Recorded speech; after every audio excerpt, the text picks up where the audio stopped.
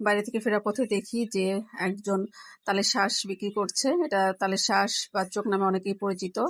তাই ভাবলাম একটু কিনে নিই, অনেকদিন ধরে খাওয়া হয় না, এটা ফুরিয়েও যাচ্ছে, তাই কিনে নিলাম। বাসা আসার পরে দেখি গলাটা শুকিয়ে কাঠ হয়ে আছে, তাই সঙ্গে সঙ্গে একটু লেবুর শরবত বানিয়ে নিয়েছি। এটাকে কিছুক্ষণ বরফ দিয়ে এটাকে ঠান্ডা করার জন্য রেখে দিলাম। আর বাচ্চাদের জন্য ঝটপট করে বানিয়েছিলাম ছোট একটা মিনি পিৎজা। এটা হচ্ছে চিকেন উইথ অনিয়ন দিয়ে আমি চুলায় তৈরি করেছিলাম। এই জিনিসটা খেতে ওরা খুব পছন্দ করে, তাই প্রায় সময় আমি চেষ্টা করি এই খাবারটা ওদেরকে বানিয়ে দেওয়ার জন্য।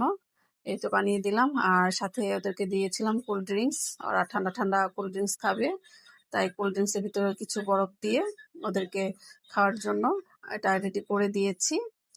আর কয়েকদিন আগে কিছু আম আমি কিনে এনে রেখেছিলাম, আমগুলো একটু কাঁচা কাঁচা ছিল, তাই ভাবছিলাম যে আসলে আমগুলো খেতে কেমন হবে, নষ্ট হবে কিনা, খেতে মিষ্টি হবে কিনা। এই চিন্তা করে কিছুদিন রেখে দিয়েছিলাম আমটা। পরে দেখলাম যে আমটা পেকে গেছে, তা ভাবলাম একটু কেটে দেখি কি অবস্থা ভিতরে, মিষ্টি হবে কিনা, খেতে কেমন। পরে কেটে দেখি যে ভিতরে সুন্দর লাল টকটকা, আর দেখে ভালোই লাগছে। ভাবলাম যে তাহলে এটা মিষ্টিই হবে, খারাপ না। পরে একটু খেয়ে দেখলাম যে ভালোই মিষ্টি, প্রচুর মিষ্টি। আমিও খেলাম, সাথে সাথে বাচ্চাদেরকেও দিলাম, ওরাও খেলো। তারপরে যে শরবতটা রেখে দিয়েছিলাম সে ঠান্ডা ঠান্ডা শরবতটা খেয়ে একেবারে কলিজা মন প্রাণ জুড়িয়ে গেল। তারপর সন্ধ্যার সময় চলে আসলাম আবার একটু রান্নার কাজে। ওর বাবার জন্য একটু সেমাই রান্না করছিলাম। এক চুলায় সেমাই ভাজছিলাম, আরেক চুলায় দুধ বসিয়ে দিয়েছিলাম। জিতো এটা খেতে খুব পছন্দ করে, বাইরে থেকে আসতেছে, তা ভাবলাম ওর জন্য একটু রেডি করি। তাই একটু বেশি দুধ দিয়ে ঘন করে রান্না করেছিলাম।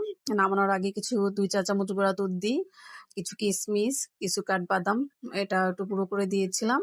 আর নামানোর আগে একটু ঘি দিই 2 চামচ মতো, দিয়ে যে এখন পরিবেশন করছি। আর কিছু কিশমিশ আর হচ্ছে কিছু বাদাম দিয়ে, বাদাম দিয়ে এটাকে ডেকোরেশন করে নিলাম, নিয়ে এখন ফ্রিজে রেখে দিব। ও আসলে ঠান্ডা ঠান্ডা খেতে দিব।